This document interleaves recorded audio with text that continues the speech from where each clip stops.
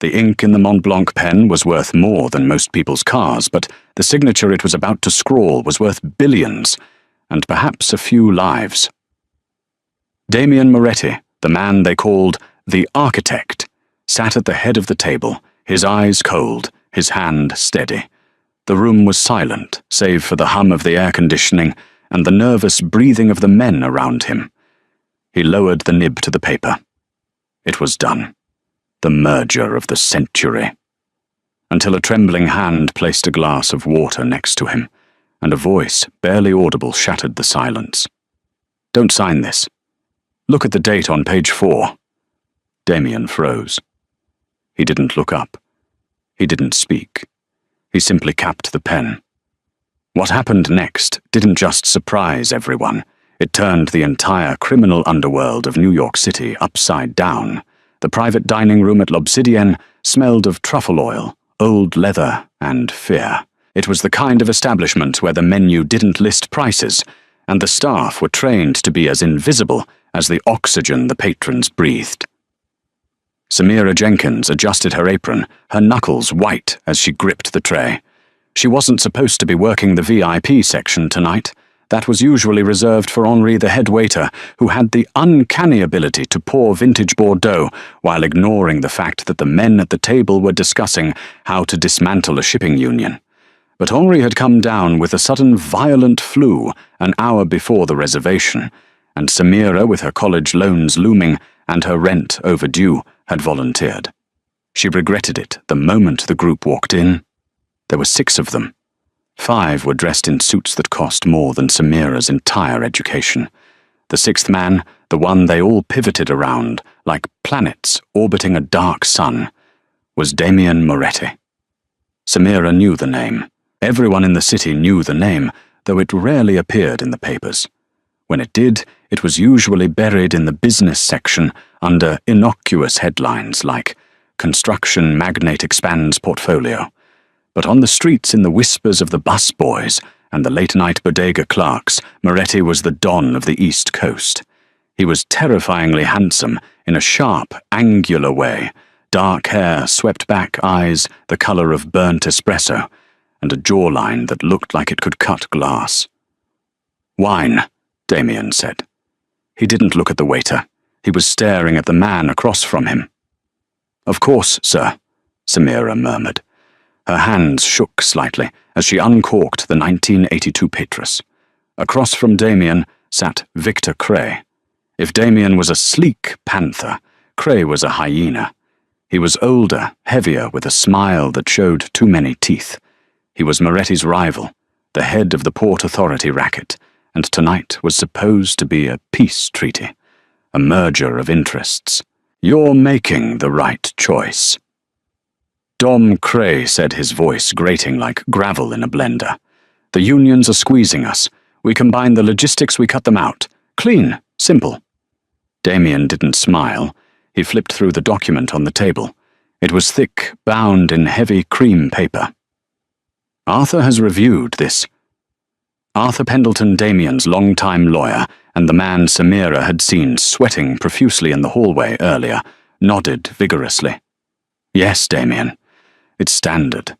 Exactly what we discussed last week. The liability clauses are ironclad." Samira moved around the table, pouring the wine. She tried to make herself small to be part of the furniture. But as she reached Arthur's side, she noticed something. Arthur's hands were trembling. Not a little, a lot. He was gripping his napkin so hard his knuckles were yellow. And when Samira glanced down at the document lying open in front of Damien, her heart hammered against her ribs. Samira wasn't just a waitress. She was a dropout, a third-year law student who had to leave Columbia when her father got sick. She knew contracts. She knew how they looked, how they felt, and most importantly, she knew how they could be weaponized. She poured wine into Arthur's glass, and her eyes caught the text on the open page. It was the indemnity clause. But it was wrong. The formatting was slightly off the font size, a fraction smaller than the rest. It wasn't standard boilerplate. Waiving all rights to asset retention in the event of federal indictment. It was a suicide pill. If Damien signed this, and if Cray or someone else tipped off the feds, Damien wouldn't just lose the deal. He would lose everything. His legitimate businesses, his properties, his accounts. It was a complete transfer of assets disguised as a liability shield, and Arthur, his lawyer, was letting him sign it. Samira felt a cold sweat prickle her neck. Walk away, a voice in her head screamed. This isn't your world. These men kill people for looking at them wrong. She moved to Damien's side. He picked up his pen. It was a heavy black lacquer instrument. The room went silent. Cray was leaning forward, his eyes hungry. Arthur was staring at his water glass, refusing to look at his boss. Damien removed the cap. The scratch of the metal against the paper was imminent. Samira's father had always told her she had a saving people thing. It was why she wanted to be a lawyer. It was why she was broke. It was why she couldn't move her feet toward the kitchen. She stepped in, reaching for his water glass to refill it, even though it was full. More water, sir? She asked. Damien paused, annoyed. He looked up at her, his eyes narrowing. It's full. Samira leaned in ostensibly to adjust the placement of the glass. Her face was inches from his ear. She smelled expensive cologne and danger. Don't sign this. She whispered the words barely a breath. Page 4. The indemnity clause. It transfers your assets upon indictment. Your lawyer knows. She pulled back instantly, picking up the empty bread basket. As a cover, her heart thumping so hard she thought it might bruise her ribs. Damien didn't flinch. He didn't gasp. He didn't look at her. He stared at the paper. The silence stretched for 10 seconds. To Samira, it felt like 10 years. Is there a problem, Dom? Cray asked, his smile faltering. Pen run out of ink. Damien slowly put the cap back on the pen. The click was loud like a gunshot in a canyon. Arthur, Damien said softly. The lawyer jumped. Yes, Damien. Read page 4 for me. Out loud. The colour drained from Arthur Pendleton's face so fast he looked like a corpse that had been left out in the rain. Page 4, Arthur stammered. Damien, we've been over this. It's just the standard liability waive. Read it, Damien said. His voice hadn't raised a decibel, but the temperature in the room seemed to drop 20 degrees. If it's standard, you shouldn't have trouble reading it to our friend Victor here. Victor Cray's eyes darted from Damien to Arthur. The hunger in his face was replaced by a sharp, calculating wariness. He signalled to one of his guards standing by the door. Arthur's hands shook so badly he couldn't turn the page. Damien, please. I might have picked up the wrong draft. There were several versions. The wrong draft, Damien repeated. He stood up. The movement was fluid, graceful and terrifying. Damien Moretti was 6'3" of coiled muscle, and when he stood, he dominated the space. He picked up the contract and tossed it toward Cray. You think I'm stupid, Victor? Cray stood up his chair, scraping loudly against the floor. I don't know what you're talking about, Moretti. Your lawyer drafted it. With your ink, Damien countered. He looked at Arthur. How much did they pay you? Arthur, was it enough to cover the funeral costs? Arthur began to sob. Damien, they have my wife. They have Linda. Please, I didn't have a choice. There's always a choice, Damien said coldly. The air in the room shifted instantly from tension to violence. Cray's hand went inside his jacket. Kill him, Cray barked. Damien was faster. He didn't reach for a gun. He reached for the steak knife on his plate. In one motion, he drove it through Cray's hand, pinning it to the mahogany table. Cray screamed a guttural sound that tore through the restaurant's elegance. Gunfire erupted. Glass shattered. Samira screamed and dropped to the floor, covering her head with her arms. The elegant dining room turned into a war zone. Damien flipped the heavy oak table onto its side, using it as a shield against the bullets coming from the door.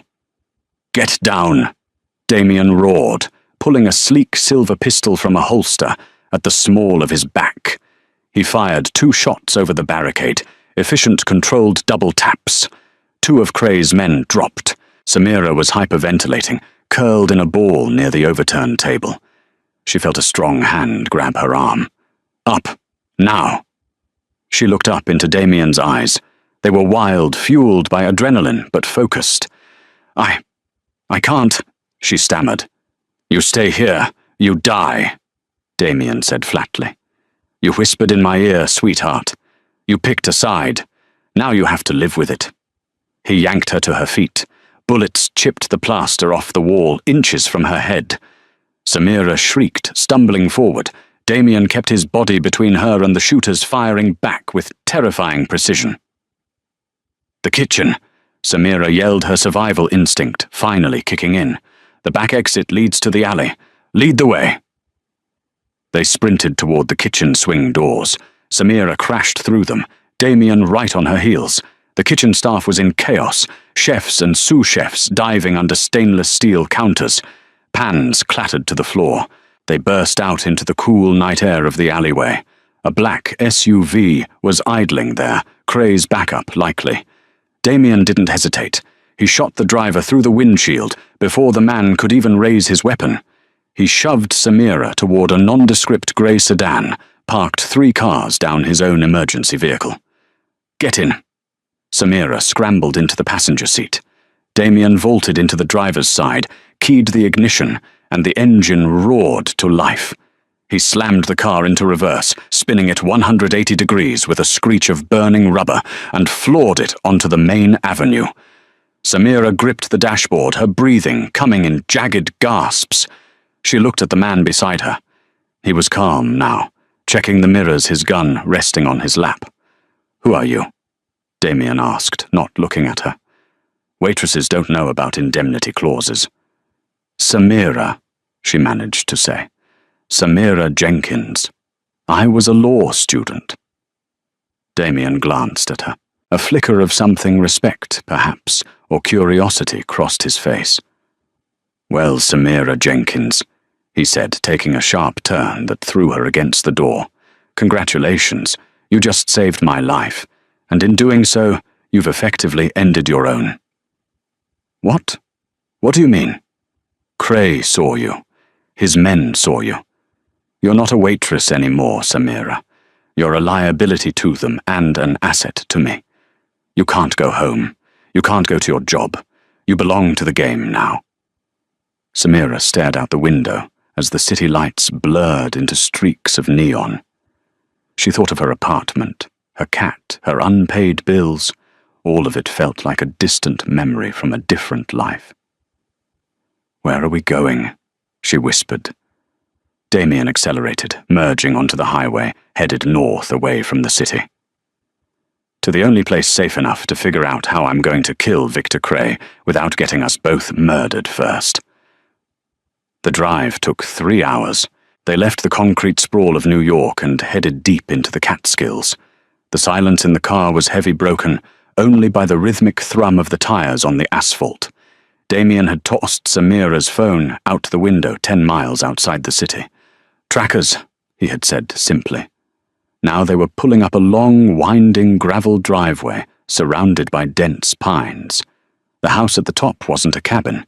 It was a fortress of glass and stone, cantilevered over a rushing creek. Damien killed the engine. The darkness here was absolute, save for the motion sensor lights that flickered on as they approached the heavy oak door. Inside, Damien ordered. Don't touch anything electronic. No TV, no landline. Samira stepped into the foyer. It was minimalist cold and undeniably masculine. A fire was already crackling in the hearth gas, remote-controlled, she assumed. Sit, Damien said, pointing to a leather armchair. He went to a sideboard and poured 2 drinks. Amber liquid splashed into crystal tumblers. He walked over and handed one to her. Drink. It'll stop the shaking. Samira took the glass. Her hands were still trembling. She took a sip. It was whiskey smooth, but with a bite that burned her throat. Damien sat opposite her on the coffee table, leaning forward, his elbows on his knees. The gun was gone, but the intensity remained. Why? He asked. Samira looked up. Why what? Why did you speak up? You could have walked away. Poured the water, let me sign my life away, and gone home to your whatever life you have. Samira swirled the whiskey. My father. Damien's brow furrowed. Your father. His name was Thomas Jenkins. He owned a small construction firm in Jersey. About 5 years ago, he got a contract for the docks. He was so happy. He thought it was his big break. Samira's voice tightened. He didn't know he was doing business with a shell company owned by Victor Cray. They buried a liability clause in his contract, just like the one tonight. When the EPA came down on them for dumping waste, the shell company dissolved, and the liability transferred to my dad. She looked Damien in the eye. He lost everything. The house, his pension, his reputation. He had a stroke 6 months later from the stress. He died in a state-run nursing home because we couldn't afford anything else. Damien watched her, his expression unreadable. I recognized the wording. Samira continued. It was the exact same phrasing. Federal indictment, asset retention. I couldn't watch him do it to someone else. Not even to you. Damien sat back. He looked at the ceiling, then back at her. So, this is personal for you. I guess it is, Samira said. Good, Damien said. He stood up and walked to the window, looking out into the pitch-black woods. Because Arthur Pendleton is going to tell Cray everything he knows about my operation to save his wife. By morning, my accounts will be frozen, my known associates will be targeted, and there will be a price on my head, the size of a small country's GDP. He turned back to her, a grim smile playing on his lips. I need a lawyer, Samira. One who isn't in the pockets of the 5 families. One who has a grudge. Samira blinked. You can't be serious. I didn't even pass the bar. I don't need you to argue in court, Damien said, walking toward her. He stopped inches away, looking down at her. I need you to find the loopholes in Cray's empire. You know his contracts.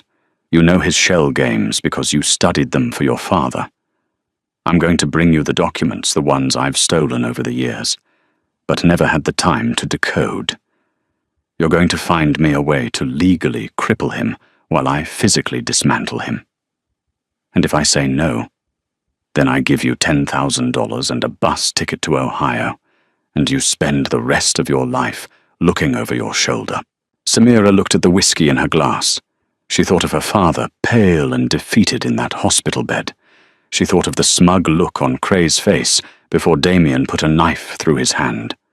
She downed the rest of the drink and set the glass down with a definitive clink. I hate Ohio, Samira said. Damien smiled. It was the first real smile she had seen on him, dazzling and dangerous. Welcome to the family, Samira. 2 days later. The safe house was no longer quiet. It had become a war room. Tables were covered in blueprints, financial ledgers and stacks of hard drives. Samira had barely slept. She was running on adrenaline and Damien's espresso machine. She was knee-deep in a stack of Cray's offshore accounts when Damien walked in. He was wearing a holster over a tight black t-shirt, his phone pressed to his ear. I don't care, Damien barked into the phone. Burn it. If they found the warehouse, burn it all. I won't let Cray take the inventory. He hung up and threw the phone onto the couch. He looked exhausted. There was a bandage on his forearm where a stray piece of glass had cut him during the exit from the restaurant. Bad news, Samira asked, without looking up from the ledger. Cray is moving faster than I thought. He hit 2 of my distribution centers this morning. He knows my logistical routes. Damien ran a hand through his hair. Someone is feeding him real-time intel. Someone close. Samira paused. Closer than Arthur. Arthur knew the legal side. He didn't know the street routes. This is someone in my inner circle, my captains. Damien walked over to the table and looked at her work. Find anything? Yes, Samira said. She pointed to a highlighted column. Cray isn't just washing money. He's leveraging it. He's using the pension funds of the dock workers to secure loans for high-risk real estate. If the real estate market dips even a fraction, the pensions vanish. He's gambling with their retirement, Damien muttered. Classic Victor. But here's the catch, Samira said, her eyes lighting up. To secure those loans, he had to list a guarantor. Look who it is. Damien leaned in. Ethelgard Holdings. And do you know who owns Ethelgard Holdings? Samira asked. No. Arthur Pendleton, Samira said. Damien stiffened. Arthur. It's a shell within a shell. Arthur isn't just Cray's pawn. He's his partner. He wasn't forced to betray you, Damien. He's been helping Cray build this for years. The crying act at the restaurant. It was a performance to buy him time. Damien's face darkened. A vein pulsed in his temple. He told me they had his wife. His wife filed for divorce 3 years ago. She lives in Paris, Samira said, tapping a printed dossier she had pulled from a public records database. Damien slammed his fist onto the table, making the papers jump. I'm going to kill him. You can't just kill him, Samira said, standing up to meet his gaze. If you kill him, the structure holds. His shares just transfer to a trust. You need to destroy the trust first. How? We need Arthur's physical signature key. It's a digital encryption dongle. Lawyers at that level use them to authorize massive transfers.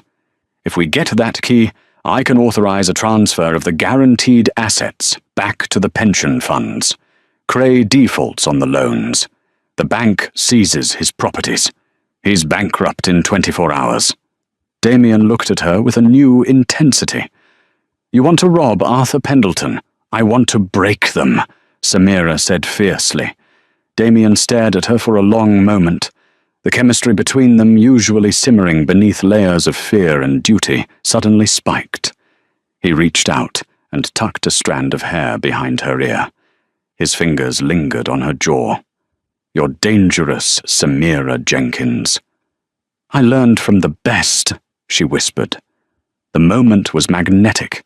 Damien leaned in his lips inches from hers. Samira's breath hitched. Suddenly the lights in the house cut out. Darkness swallowed them.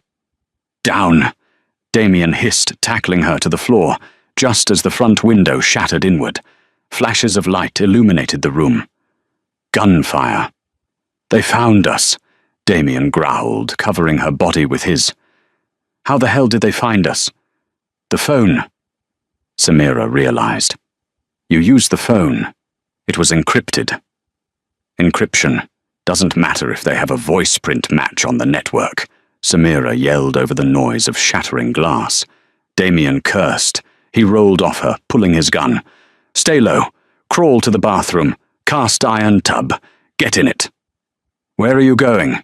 I'm going to buy us some time.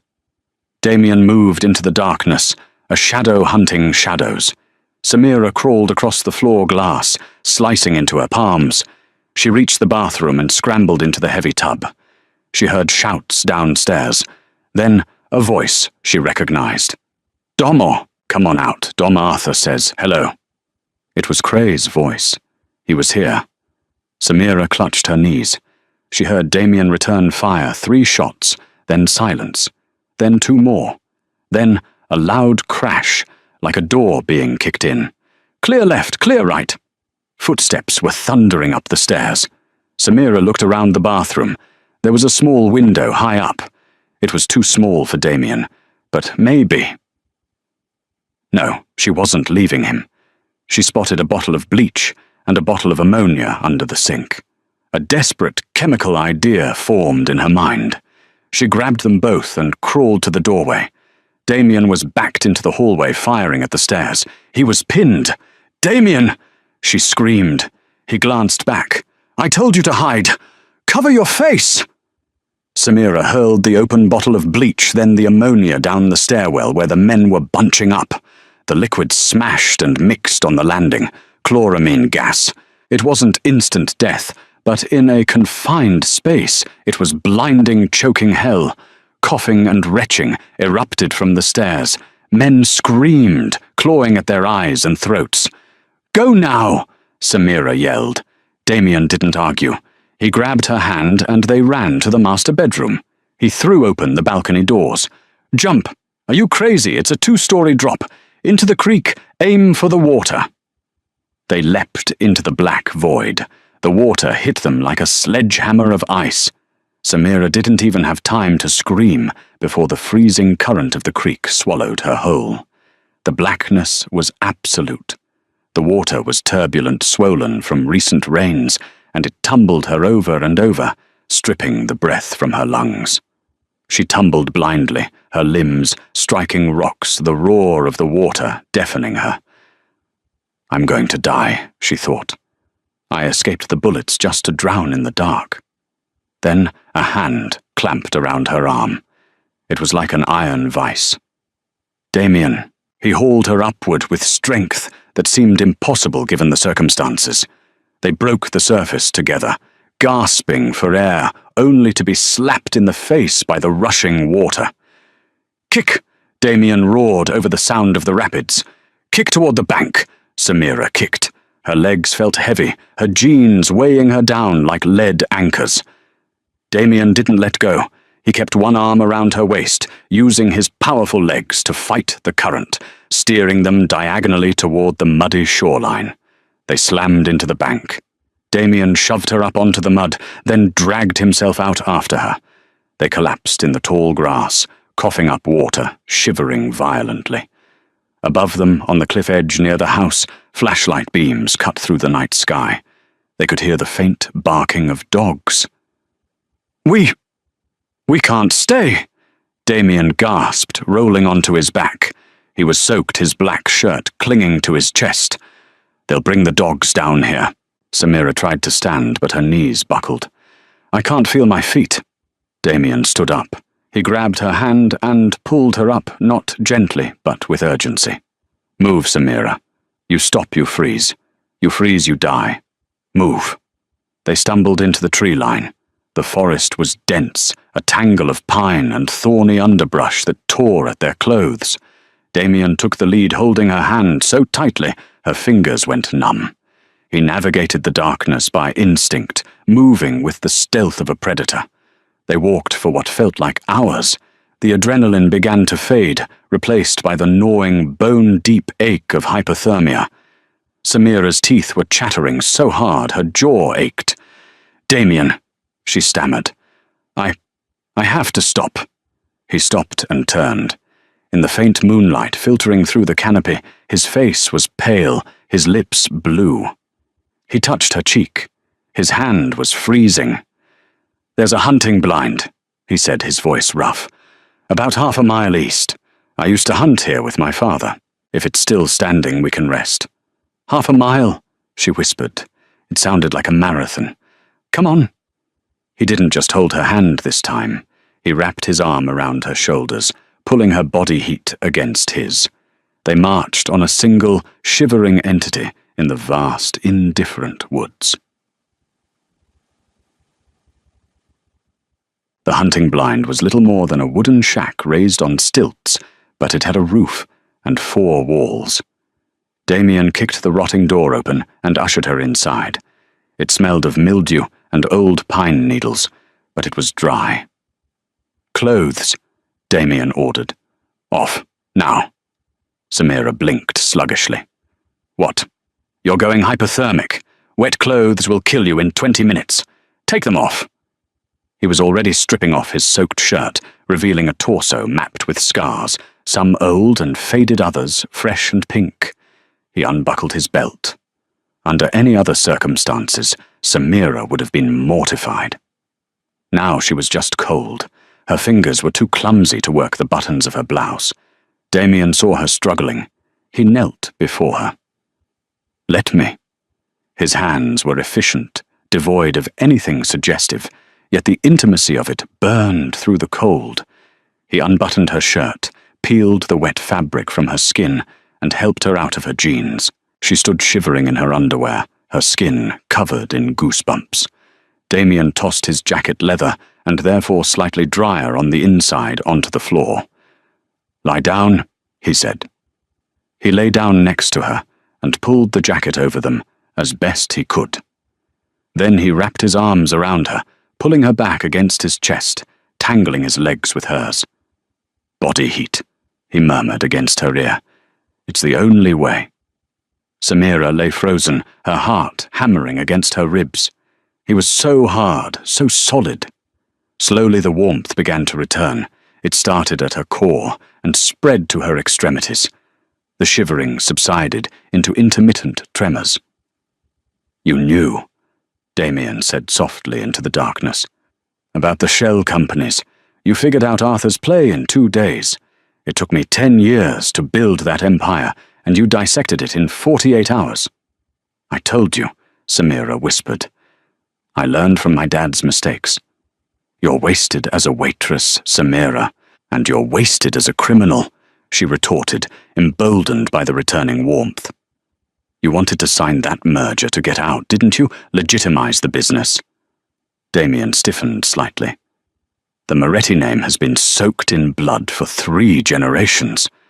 I wanted to be the one to wash it clean. That merger was the exit ramp. Construction, logistics, shipping, all legal. No more bodies. And Arthur stole that from you. He didn't just steal the money." Damien growled, his arm tightening around her waist. "He stole the redemption. He kept me in the mud." Samira turned in his arms so she was facing him. It was too dark to see his eyes clearly, but she could feel his breath on her face. "We can get it back," she said. "We get the key. We transfer the assets. You can still get out." "It's not about the money anymore," Damien said. "It's about making them pay." "We can do both." Damien moved his hand up her back, his thumb tracing the line of her spine. The air in the tiny shack shifted. The danger outside felt 1,000,000 miles away. All that existed was the heat between them. "You should sleep," Damien said, though he didn't pull away. "I can't." He leaned in. His lips brushed hers, tentative at first, a question. Samira answered it by pressing closer her hands, finding the bare skin of his shoulders. The kiss deepened, becoming hungry, desperate. It was a release of all the fear, the adrenaline, the proximity of death.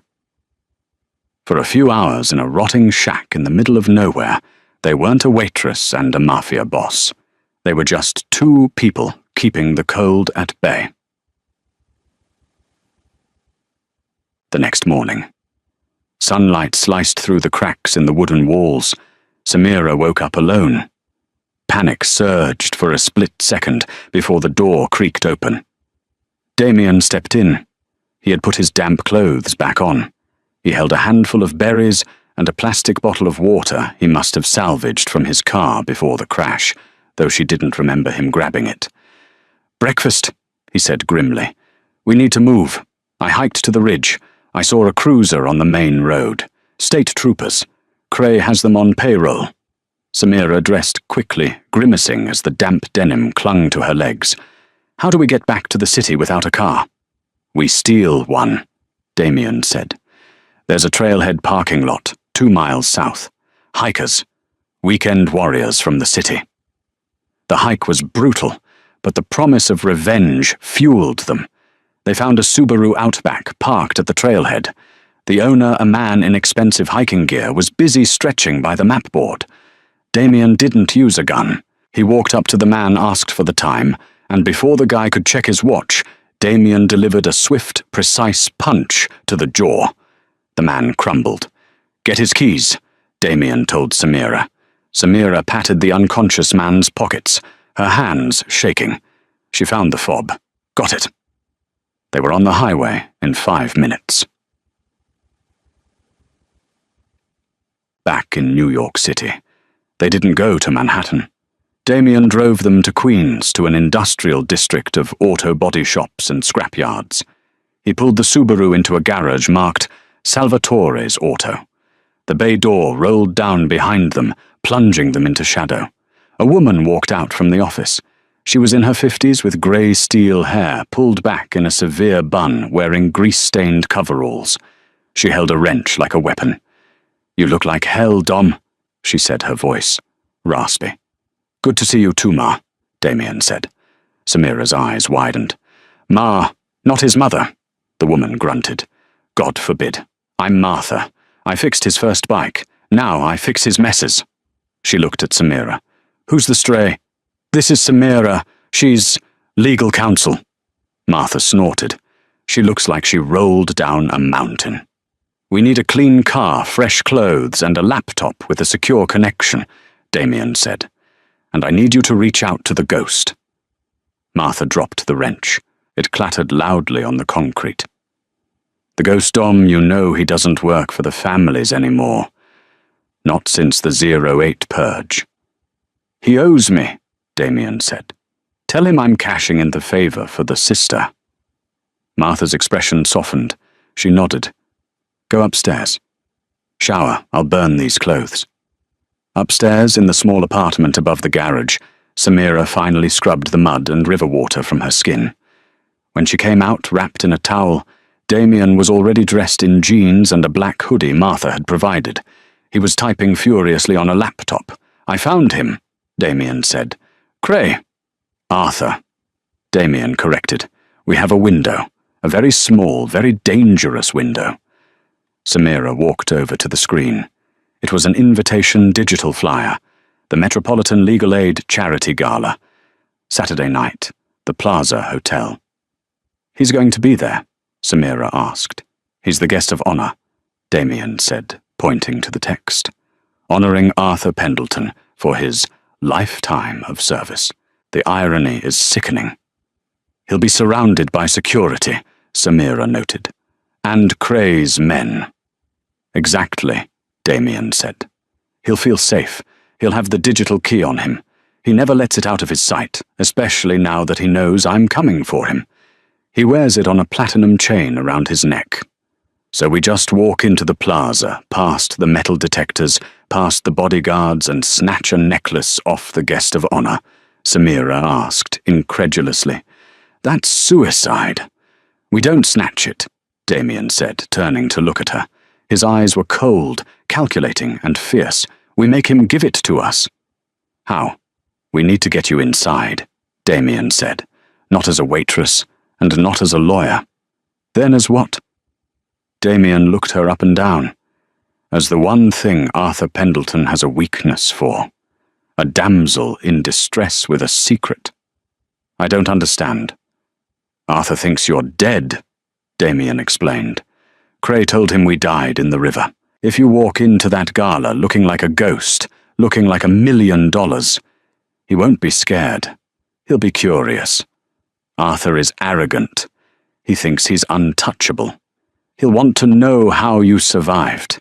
He'll want to know what you know. You want me to bait him? I want you to lure him into a private room. I'll handle the rest. Samira looked at the screen, then at Damien. I need a dress, she said. Damien smirked. Martha's already on it. And Damien. Yeah, if this goes south, she said, her voice steady. If we get caught, I won't let them take you, Damien vowed. I promise. Samira nodded. She was terrified, but beneath the fear was a strange, cold resolve. She wasn't the girl who dropped the tray anymore. She was the woman who poisoned a stairwell with mustard gas. Let's go crash a party, she said. The Plaza Hotel was a beacon of golden light against the New York night. Limousines lined the curb, depositing the city's elite senators, judges, tech moguls, and the predators who fed on them. Samira Jenkins stepped out of a hired town car. She didn't look like a waitress who scraped tips to pay rent. She looked like a weapon. Martha had outdone herself. The dress was a deep blood-red silk that clung to every curve backless and daring, with a slit that ran high up her thigh. Her hair was swept up in an elegant chignon, revealing the long line of her neck. But the most expensive thing she wore was her expression, absolute, icy confidence.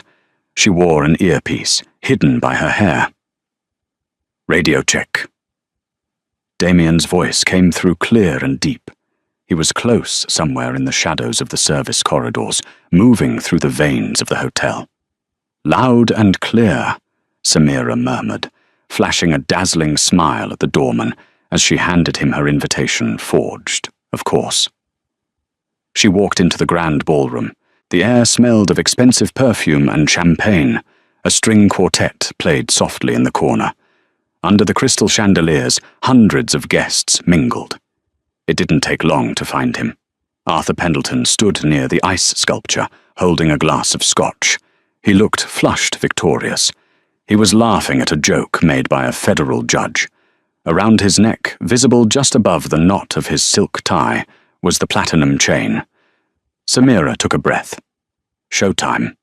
She grabbed a glass of champagne from a passing waiter and downed half of it to steady her nerves. Then she walked straight toward him. "Hello, Arthur." The lawyer froze. The color drained from his face, as if someone had pulled a plug. He stared at her, his mouth opening and closing like a fish. "Samira," he whispered. "But," Cray said. Cray was wrong. Samira said, her voice smooth and loud enough for the judge to hear. "Aren't you going to introduce me to your friends?" Arthur's eyes darted around the room. He grabbed her elbow, his grip painful. "Excuse us, Judge. An old acquaintance." He dragged her toward the terrace doors. "You're supposed to be dead," he hissed, sweat beading on his upper lip. "If Cray sees you—" "I don't care about Cray," Samira lied. She leaned in close, letting her hand rest on his lapel, inches from the chain. "I care about the fact that I almost died for a deal I wasn't part of. I want in, Arthur. I know where the bodies are buried. I know about the shell companies. I want a payout, and then I disappear."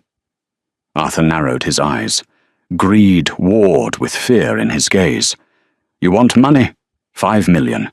Wire transfer. Tonight. Or I walk over to that federal judge and tell him exactly how you leveraged the dock workers' pension fund." Arthur swallowed hard. I can't do that here." "Yes, you can. You have the key." She tapped his chest. "Let's go upstairs, to the VIP suite. We do the transfer, and you never see me again." Arthur hesitated. He looked at Cray, who was across the room, holding court with a group of union leaders. Cray hadn't seen her yet. "Fine," Arthur whispered. "Room 402. But if you try anything, I'll kill you myself. Lead the way, counselor." As they walked toward the elevators, Samira tapped her ear twice. The signal. "He's moving. Room 402. "I'm already there," Damien's voice replied. The elevator ride was suffocating. Arthur stood in the corner, nervously checking his phone. Samira watched the numbers climb. Her heart was beating so hard she thought the silk of her dress might vibrate. They reached the 4th floor. The hallway was empty. Arthur keyed into room 402, a lavish suite with a view of Central Park. He shoved Samira inside and locked the door. "You have some nerve," Arthur sneered, his fear turning into aggression now that they were alone. "Coming here. Do you know who you're messing with?" "I'm messing with a coward who sells out his clients," Samira said, dropping the act. She stood in the center of the room. Arthur laughed. "A coward, I'm rich, Samira, and you're just a loose end." He reached into his jacket, not for a phone, but for a snub-nosed revolver. "I'm not going to pay you," Arthur said, aiming the gun at her chest. "I'm going to fix Cray's mistake." Samira didn't flinch. She stared him down. "You really should check the room before you start making threats, Arthur." "What?" From the shadows of the heavy velvet curtains a figure emerged. Damien Moretti. He wore a black tactical suit, silent and terrifying. Arthur spun around, but he was too slow. Damien didn't shoot. He moved with the brutality of a sledgehammer. He kicked the gun out of Arthur's hand, the weapon skittering across the marble floor. Then he grabbed Arthur by the throat and slammed him against the wall. A painting crashed to the floor. "Hello, Arthur," Damien said, his voice a low rumble. "I believe you have something of mine." Arthur clawed at Damien's hand, gasping for air. "Dom, please." Damien ripped the platinum chain from Arthur's neck, breaking the clasp. He held the digital key up to the light. It was a small black USB drive with a biometric scanner. "Samira," Damien said, tossing the key to her. Samira caught it. She immediately went to the desk where a hotel computer was set up. She plugged the key in. "I need his thumbprint," Samira said, typing furiously. Damien dragged the sputtering lawyer over to the desk and slammed his hand down on the scanner. "Access granted," the computer chirped. "No," Arthur screamed. "You can't. Cray will kill me." "He's going to try," Damien said, calmly. "Samira, execute the protocol." Samira's fingers flew across the keyboard. She navigated the labyrinth of offshore accounts. She found the guarantee clauses. With 3 keystrokes, she initiated the clawback provision she had discovered in the cabin. Transferring assets to originating pension funds. Processing. "Done," Samira said, letting out a breath she felt she'd been holding for days. "The money is gone, Arthur. The real estate leverage is gone. Cray's loans just went into immediate default." Suddenly, Arthur's phone on the floor began to buzz. Then ping, then ring. It was a cacophony of notifications. "That's the banks," Damien said, checking his watch. "And that," a siren wailed in the distance, getting closer, "is the FBI. We sent them your full ledger about 20 minutes ago." The door to the suite exploded inward. It wasn't the police. Victor Cray stood in the doorway, flanked by 3 armed men. His face was purple with rage. He held a submachine gun. "You think you can steal from me?" Cray roared. Damien shoved Arthur toward Cray, using the lawyer as a human shield, just as Cray opened fire. Arthur screamed as bullets tore into him. He collapsed, paying the ultimate price for his treachery. Damien flipped the heavy oak desk over, grabbing Samira and pulling her behind it. Wood splintered as bullets chewed up the furniture. "We're pinned!" Samira yelled, covering her head. "Not for long," Damien said. He pulled a flashbang grenade from his belt, a gift from Martha's inventory. "Cover your ears." He pulled the pin and lobbed it over the desk. Bang! A blinding white light and a deafening boom filled the room. Cray's men screamed, blinded and disoriented. Damien surged over the desk, his pistol in hand. Pop! Pop! Pop! 3 precise shots. Cray's bodyguards dropped. Only Victor Cray was left stumbling, rubbing his eyes, swinging his gun wildly. Damien walked up to him and kicked the weapon away. He grabbed Cray by the lapels of his tuxedo and dragged him to the open balcony doors. The cold wind whipped into the room. Below, the red and blue lights of police cruisers were flooding the entrance of the hotel. "You hear that, Victor?" Damien whispered. "That's the sound of your empire ending." "You can't prove anything." Cray spat blood on his teeth. "I own this city." "You own nothing," Samira said, stepping out onto the balcony beside Damien. She held up the digital key. "I just wired your entire liquidity to a charity for displaced families. You're broke, Victor." Cray's eyes bulged. You bitch." He lunged at her. Damien intercepted him. He didn't throw him off the balcony. That was too easy. Instead, he swept Cray's legs out from under him and pinned him to the floor knee on his chest. "I'm not going to kill you," Damien said, his voice cold as ice. "Death is too quick. You're going to go to prison, Victor. And in general population, a broke boss is just a target." The door to the suite burst open again. "FBI, drop your weapons!" Damien raised his hands slowly. He looked at Samira. "Trust me," he mouthed. 6 months later, the courtroom was packed. The trial of Victor Cray had been the media event of the decade. The evidence was overwhelming: ledgers, emails, and the testimony of a certain anonymous whistleblower who had dismantled the financial structure from the inside. When the verdict was read, guilty on all counts, including racketeering, money laundering, and conspiracy to commit murder, the gallery erupted. Victor Cray, looking 10 years older and 50 pounds lighter, was led away in shackles. He looked at the back of the room, searching for someone. But Damien Moretti wasn't there. Samira sat at a corner table in a small, sun-drenched cafe in Paris. She was reading the New York Times on her tablet. A small smile played on her lips as she read the headline, "Cray Empire Collapses, the End of an Era." She took a sip of her espresso. She looked different now. Her hair was cut in a chic bob, and she wore a tailored cream suit. She looked like a woman who owned her own destiny. "Is the coffee to your liking?" The voice came from behind her. Deep. Familiar. Samira didn't turn. "It's good. But the water service is terrible."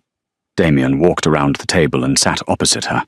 He wore a casual leather jacket and sunglasses. He looked younger, the weight of the family business lifted from his shoulders. "I heard the verdict," he said. "Justice is served," Samira replied. "And Arthur, his estate was liquidated. His wife got what was left, which wasn't much. The rest went to the pension fund reimbursement." Damien nodded. He reached into his jacket pocket and pulled out a small velvet box. He slid it across the table. Samira raised an eyebrow. "What is this A payout?" "Open it." She opened the box. Inside wasn't a ring. It was a key, an old-fashioned heavy iron key. "What does this open?" she asked. "A building in Brooklyn," Damien said. "It used to be a warehouse where my grandfather ran numbers. I bought it back, legitimately." "And what do you plan to do with an old warehouse?" "I'm not doing anything with it," Damien said. "We are." He leaned forward, taking his sunglasses off. His dark eyes locked onto hers. "I'm done with the life, Samira. Cray is gone. The other families are scrambling for scraps. I'm out. I have enough money stashed away to start over. Real estate, legal development, the architect, for real this time." "And where do I fit in?" Samira asked, her heart beating faster. "I need a partner," Damien said. "Someone who reads the fine print. Someone who saves me from signing the wrong papers. Someone who isn't afraid to burn the house down to save the people inside." He reached across the table and took her hand. "Jenkins and Moretti," he said. "Or Moretti and Jenkins. We can argue about the billing order." Samira looked at the key, then at the man who had dragged her into hell and walked her back out. She thought about the adrenaline, the fear, and the undeniable connection that had forged them into something new. She closed her hand around the key. "Jenkins and Moretti," she corrected. "And I get the corner office." Damien smiled, that rare, dazzling smile that made the rest of the world disappear. "Deal." They sat there in the Parisian sunlight, two survivors who had rewritten their own contracts. The waiter came by to refill their water. "More water, madam." Samira looked at the glass, then at Damien and laughed. "Yes," she said, "but check the bottle first." Damien laughed with her a free, genuine sound. He picked up the check. He didn't need to look at the total. He just signed his name, Damien Moretti. And for the first time in his life, the signature didn't cost him a thing. And that is the incredible story of how one waitress with a sharp eye and a brave heart took down the biggest crime lord in the city. From a spilled glass of water to a new life in Paris, Samira and Damien proved that sometimes the most dangerous weapon isn't a gun, it's reading the fine print. What did you think of Samira's transformation? Would you have had the courage to whisper in the boss's ear? Let me know in the comments below. If you enjoyed this story of danger, romance and redemption, please smash that like button. It really helps the channel grow. And don't forget to subscribe and ring the notification bell so you never miss a new story.